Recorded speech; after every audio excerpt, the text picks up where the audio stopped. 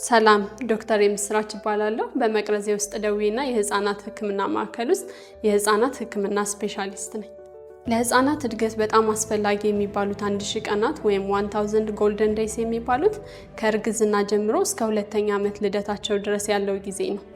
ይህ ጊዜ ለምን በጣም አስፈላጊ ሆነ የሚለውን ስናይ ፈጣን አካላዊና 80% አካባቢ የሚሆን የአእምሮ እድገት ያለበት ልጆች የበሽታ የመከላከል አቅም ማለትም ኢሚዩኒቲ የሚያዳብሩበት እንዲሁም የማህበራዊ እድገት ወይም ሶሻል ኢንተራክሽናቸው የሚጠናከርበት ጊዜ ስለሆነ ነው። በዚህ ጊዜያት ለህፃናት የምናደርጋቸው እንክብካቤዎች ለወደፊት ባላቸው የትምህርት መቀበል፣ የበሽታ ተጋላጭነት መቀነስና በሽታ መከላከል አቅም ላይ ትልቅ ሚና ይጫወታል። በዚህ ጊዜያት ወላጆች ምን አይነት እንክብካቤና ጥንቃቄ ማድረግ ይጠበቅባቸዋል? እርግዝና ጊዜ እናቶች ትክክለኛ የሆነ የእርግዝና ክትትል ወይም ANC ፎሎ አፕ ማድረግ ይኖርባቸዋል።